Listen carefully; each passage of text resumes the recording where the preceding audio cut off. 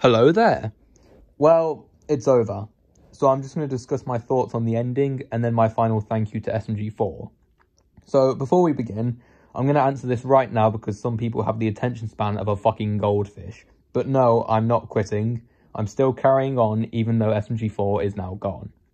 And I'll mention that again at the end of this video. But anyway, let's start.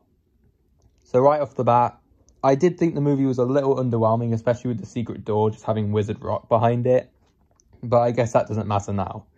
I did like the ending though. I thought it was a really good ending where all the characters are waving goodbye.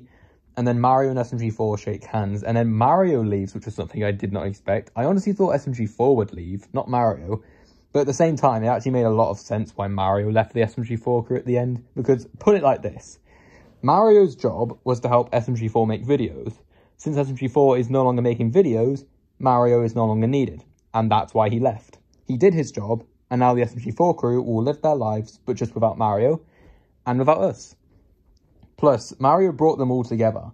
In a way, anyway. I mean, he literally found most of them. He found Meggy, he found Tari, he found Melanie, he found Bob, Boopkins, SMG4. You know what, just literally all of them apart from Psycho, because Boopkins found her and brought her to life. But anyway, Mario brought them all together, and now that he's gone, they need to manage without him, but also without us. Because SMG4 officially retired after Mario left and hung up his hat, his mantle. And then after the credits, the Super Mario 64 cake showed up, but with almost every character in the series on it, signifying the end. And that's it. The series is done. And now I want to give my final thoughts on the series. Okay, now, I started watching this show in April of 2018. And I found this show in, like, the silliest way possible, and that was I just let YouTube autoplay videos on my TV until Mario Waits for Pizza showed up. And I'm pretty sure on that day I was just on my laptop playing Roblox when I was letting it scroll, but when I saw Mario Waits for Pizza pop up, I actually decided to give it a watch, and let me tell ya, that was easily one of the best decisions I have ever made in my entire life. I thought the video was absolutely hilarious. I found Mario beating the shit out of SMG4 just because he lost in a game really funny. And also Bob's dual-wielding waifu move on Meggy was so funny.